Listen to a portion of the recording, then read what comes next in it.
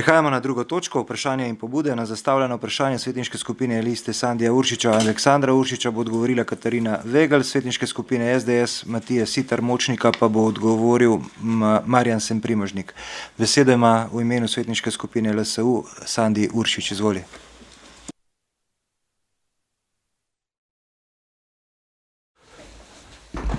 Ja, najprej lepo pozdravljeni vsi skupaj v mojem imenu, še posebej župan. Tudi mene veseli, da se spet vidimo. Vprašanje se pa glasi. V ponedeljek 19. februarja smo se tudi v naši listi odzvali na pozive in se udeležili protestnega shoda, za katerega je bilo povedano, da organizirajo občanki in občani. Že pogled na prvo vrsto in prisotnost bivšega notranjega ministra Hojsa nam je dala misliti, da ne gre zgolj za protest občank in občanov. Protest je bil namenjen temu, da občanke in občani Kamnika in Komende odločevalcem v Ljubljani sporočimo, da urgence ne damo. A vseeno se tistim, ki smo prebrali uredbo, dozdeva, da smo tokrat skočili, predno smo rekli hop. Uredba v programih storitev obveznega zdravstvenega zavarovanja, zmogljivostih, potrebnih za njegovo izvajanje in obsegu sredstev za leto 2024 v 37. členu ureja program NMP, nujne medicinske pomoči, in drugi točki je zapisano, da bo v letu 2024 program delovni sveženj 3A zamenjan s programom vozila urgentnega zdravnika in se vzpostavi pri izvajalcih NMP na lokacijah, kjer so predvideni satelitski urgentni centri, v nadaljevanju SUC in izvajalcih NMP, ki zagotavljajo na svojem območju oskrbo za več kot 35.000 prebivalcev. V tretji točki je zapisano, da ne glede na prvi odstavek tega člena, se na območjih, ki so jih prizadele poplave in zemeljski plazovi avgusta 2023, v času sanacije in obnove začasno okrepi delovanje službe NMP. Kar pomeni, da sta občini Kamnik in Komenda lahko brez skrbi, kar se tiče NMP, ne glede na to, ali bo satelit pristal v Domžalah ali v Kamniku. Zanima nas, ali je naša ugotovitev pravilna. Ali držijo navedbe državnega sekretarja, da so bila izhodišča za prenovo NMP-ja predstavljena maja lani, prisotni pa so bili predstavniki vseh zdravstvenih domov. Njegova izjava. V pripravo izhodišč so bili vključeni tudi zdravniki iz zdravstvenega doma Kamnik. Zanima nas, kaj sta občina Kamnik in zdravstveni dom Kamnik v obdobju od prvega protesta pred 8 leti do danes naredili za to, da bi prepričali odločevalce v Ljubljani, da imamo v Kamniku bolj primerno lokacijo in pogoje za SUC kot Domžale. Pa do sedaj znanem namreč SUC-i prevzemajo delno vlogo urgentnih centrov, kar si lahko razlagamo, da nam ob zvinu gležnja na ultrazvok ne bo potrebno čakati v Ljubljani, ampak v najbližjem SUC-u. Ali držijo navedbe, da se je ves ta čas vedelo, da bo do tega prišlo, ali so bili narejeni koraki v smeri, da bi zagotovili infrastrukturne in organizacijske pogoje za SUC Kamnik? Povedano je bilo, da gre pri lokacijah SUC za predloge, kar si lahko razlagamo, da so spremembe lokacij možne. Zanima nas, kaj se moramo narediti, da bomo izpolnjevali pogoje za SUC do leta 2027 in kaj to pomeni z finančnega vidika. Hvala. Hvala. Besedo ima Katarina Vegelj, izvoli.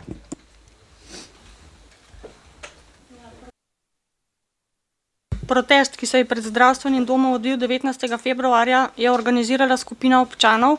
O organizatorjih pa zdravstveni dom dr. Julija Polca Kamnik ni bil seznanjen in tudi o protestu uradno ne. Zanj so zaposleni in vodstvo izvedeli preko spletnih medijev ter neposredno strani pacientov.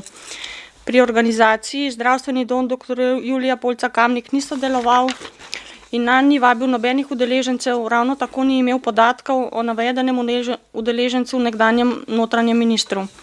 Glede preuranjenega odziva vam navajamo sledeče. Uredba program prekvalificira dejansko iz DS3 v vozilo urgentnega zdravnika z uredbo, ki pa ima veljavnost zgolj 1 leto. DS3A v tem primeru gre za dejavnost nujne medicinske pomoči, kjer se zagotavljajo sredstva za zdravnika brez medicinske sestre.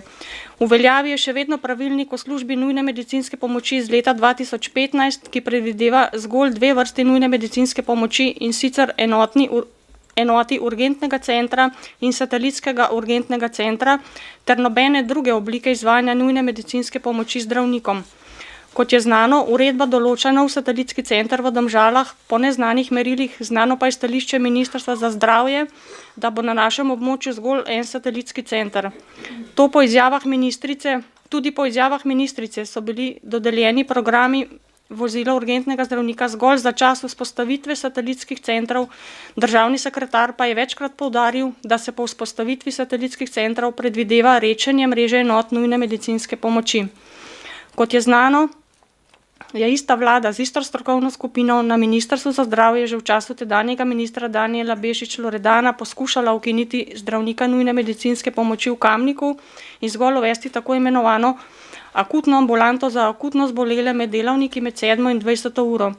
Krepitev enote z vozilom urgentnega centra smo lahko razumeli zgolj kot slepilni manever ob vzpostavitvi satelitskega centra v Domžalah in na podoben način se je k problemu pristopalo strani Ministrstva za zdravje že prej, ko smo pred poskusi ukinitve dobili priznano en tim zdravnika namesto 0,3 in naslednjič dodatnega 0,5 tima nujnega reševalnega vozila, torej skupaj 1,5 namesto enega tima in vsemu temu je sledil poskus ukinjanja. Tudi vodja oziroma eden vodilnih pobudnikov in prvi vodja strokovne skupine v izjavi za časnik Večer neposredno omenja Kamnik kot urgenco, kjer nimajo drugega kot slušalk in napotnice in da so take enote nesmiselne, ker domnevno vse bolnike pošiljajo v prezasedene urgentne centre. Tudi debate znotraj strokovnih skupin, ki vključujejo posamezne člane same strokovne skupine za reorganizacijo, so enotnega mnenja, da gre pri dodajanju vozila urgentnega zdravnika za odličen slepilni manever in periferija ne bi protestirala zaradi vzpostavitve spornih satelitskih centrov. Predlog takega centra v zdravstvenem domu Domžale zaradi neposredne bližine ljubljanskega urgentnega centra, ki že zaradi razdalje nikakor ne ustreza strokovni logiki, po našem mnenju ni smiselen. Ker se vse ekipe Ministrstva za zdravje praviloma lotevajo te reorganizacije na skrivaj, pred počitnicami ali novoletnimi prazniki in brez razprave s ključnimi deležniki, smo mnenja, da je treba ukrepati takoj, ko se pojavijo resni indici in ne šele takrat, ko se nova mreža že pojavi skrivoma sprejeta v pravilniku o službi nujne medicinske pomoči. Absolutno se ne moremo strinjati, da je bil odziv prehiter, saj nas takojšnji odzivi rešujejo že 8 let.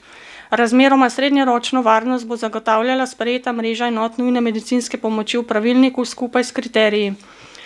Relativno politično zagotovilo varnosti je podpisana izjava oziroma sklepa z dne 28. februarja 2024, ko je Ministrstvo za zdravje občinama Kamnik in Komenda ter zdravstvenemu domu Kamnik pisno zagotovilo, da je kamniška enota stalno prisotnim zdravnikom 24/7 predvidena kot dolgoročna strateška točka, kar bo zapisano tudi v prilogi novega pravilnika o službi nujne medicinske pomoči. Sama uredba nam ni zagotavljala nikakršne varnosti, saj govori zgolj o financiranju in še to zgolj za leto dni. Navedbe sekretarja, da so bila izhodišča zdravstvenemu domu Kamnik predstavljena lani maja ali kadarkoli sploh, so manipulacija. Državni sekretar v času omenjene predstavitve ni bil zaposlen na ministrstvu.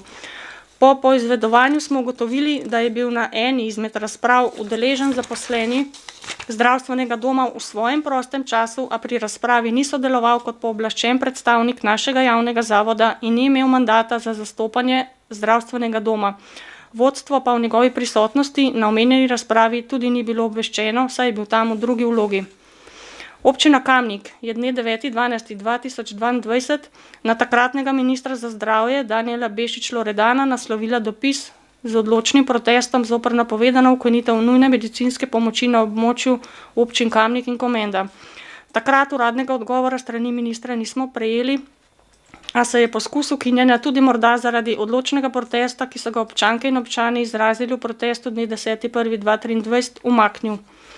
Ponovni poskus ukinjanja nujne medicinske pomoči v Kamniku se je zgodil s sprejetjem uredbe o programih storitev obveznega zdravstvenega zavarovanja za leto 2024, ki predvideva preoblikovanje mreže nujne medicinske pomoči.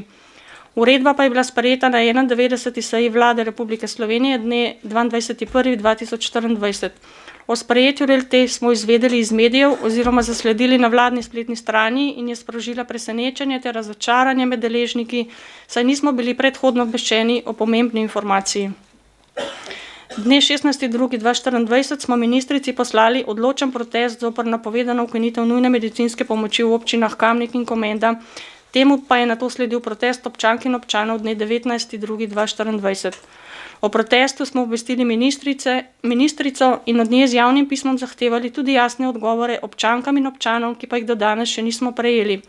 V navedenem javnem pismu so postavljena jasna vprašanja, in sicer kakšen je koncept delovanja nujne medicinske pomoči po novem satelitskim centrom v Domžalah na območju Kamnika, Domžal in urgentnega bloka Kliničnega centra Ljubljana. Torej, kakšen je celoten protokol dela, kdo dela kaj in katere paciente se kam napotuje, je bila opravljena analiza, koga se obravnava v satelitskem centru Domžale, koliko se pričakuje pacientov s poškodbami, koliko jih ocenjeno potrebuje rentgen, koliko opazovanja v opazovalnici in podobno, tako za redni delovni čas kot preko noči, vikenda, praznikov, je bila opravljena ocena, koliko bi jih potrebovalo napotitev v urgentni blok Kliničnega centra Ljubljana, je bila opravljena ocena, koliko bo uvedba satelitskega centra ocenjeno zmanjšala priliv pacientov v urgentni blok Kliničnega centra Ljubljana.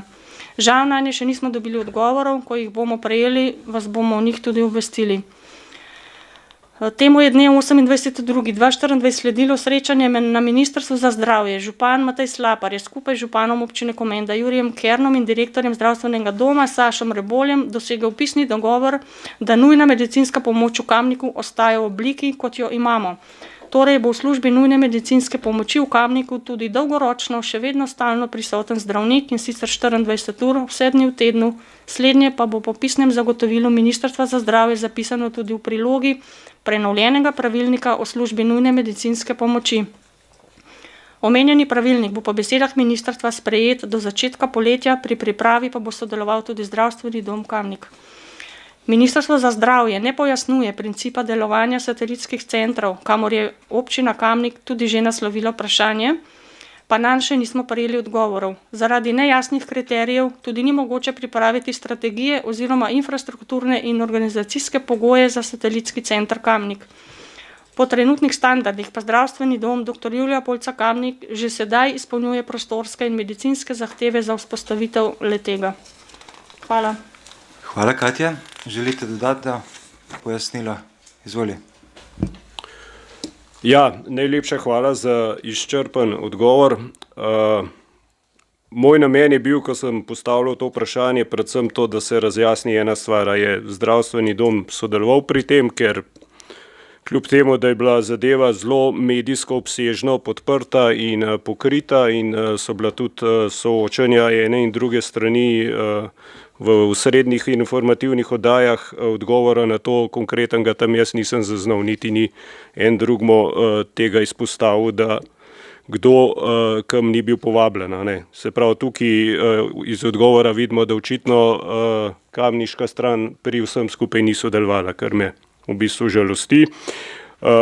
Drug namen tega, da danes je tole tukaj tema, je bil pa to, da ne morem reči, da me odgovor ni zadovoljil in da rabimo naslednjo sejo točko, ker na naslednji seji verjetno ne bi nič novega zvedeli, ker verjetno z Ljubljane še ne bi dobili teh odgovorov, ki jih je Zdravstveni dom postavil. Bi pa prosil, da se poskrbi, da bomo vsaj na seji kolegija občinskega sveta sproti seznanjeni, če bo karkoli novega, pa da se pol tam odločimo, ali bo potreba, da to tudi na seji občinskega sveta govorimo.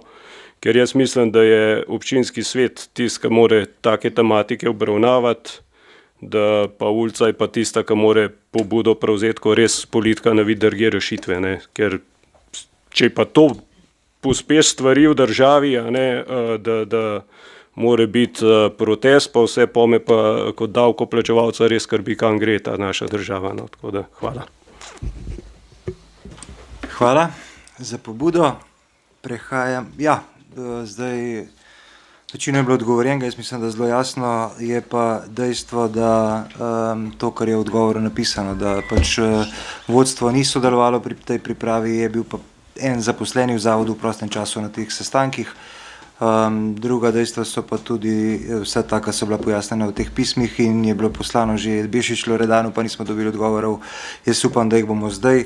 Kriteriji so zelo najjasni, dejstvo pa je, da smo s tem, se pravi pismom oziroma s tem, ker so nam dali zagotovilo, ohranili, se pravi NMP v Kamniku vsaj takšni zasedbi, kot je zdaj, oziroma se bo ta v nadalje lahko še krepil, kar je bistveno. Hvala. Besedo ima Matija Siter Močnik. Ja, hvala lepa za besedo, lep pozdrav v mojem imenu. Na nas so se pred kratkim obrnili prebivalci vasi Sela in Podhruške, katere zanima, kako napreduje gradnja optičnega omrežja na relaciji Podhruška Sela. Omenjeni odsek, kot še nekateri drugi na tem območju, naj bi namreč še vedno bil tako imenovani sivi lisi, brez dostopa do optičnega omrežja. Krajanu naj bi izvajalec jeseni odgovoril, da naj bi se gradnja nadaljevala ob koncu preteklega leta, a se do danes še ni začela. Zato jih zanima časovnica poteka del na temu projektu. Hkrati pa jih zanima tudi, kako napreduje projekt izgradnje kanalizacije Podhruška Znojile. Po zadnjih informacijah naj bi se pridobivalo soglasje in urejali odkupi zemljišč. Glede na dejstvo, da bi obvoz potekal po cesti Podhruška Sela, katera je bila močno poškodovana v poplavah, jih zanima, kdaj je predvidena sanacija omenjene ceste, ter kdaj lahko pričakujejo pričetek gradnje kanalizacijskega omrežja na omenjenem odseku. Hvala. Hvala. Besedo v imenu občinske uprave ima Marjan Semprimožnik. Izvoli.